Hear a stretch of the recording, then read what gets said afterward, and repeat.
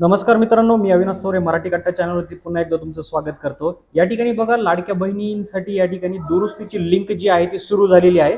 परंतु कोणत्या गृहिणी किंवा लाडक्या बहिणी या ठिकाणी दुरुस्ती करू शकतात हे या व्हिडिओमध्ये मी तुम्हाला दाखवणार आहे। तर शेवटपर्यंत व्हिडिओ बघा, म्हणजे तुमचं कन्फ्युजन या ठिकाणी दूर होऊन जाईल। चॅनलवरती नवीन असाल, चॅनलला सबस्क्राइब करा, लाईक करा, शेअर करा। चला तर स्टार्ट करूया आजचा व्हिडिओ।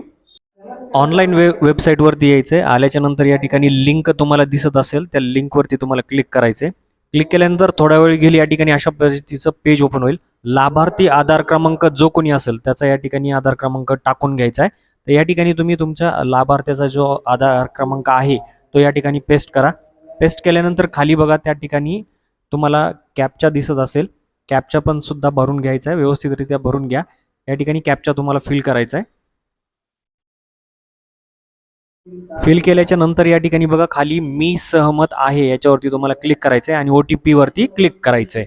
या ठिकाणी बघा, हा आधार जे आहे KYC दुरुस्तीच्या यादीत नाहीये, याचा अर्थ या दुरुस्ती यादीमधून काढून टाकलेला आहे।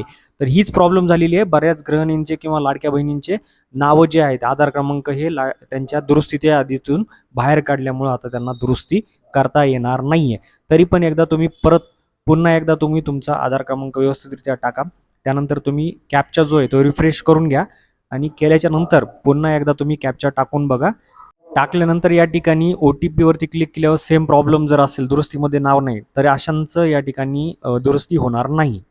तर मित्रांनो, तुम्ही व्हिडिओ बघितलेला असेल। अशा प्रकारे या ठिकाणी या ज्या बहिणी आहेत, ज्यांचं या ठिकाणी नाव वगळण्यात आलेलं आहे, दुरुस्तीमधून बाहेर काढण्यात आले, तर अशाच बहिणींना किंवा गृहिणींना या ठिकाणी दुरुस्ती करता येणार नाहीये।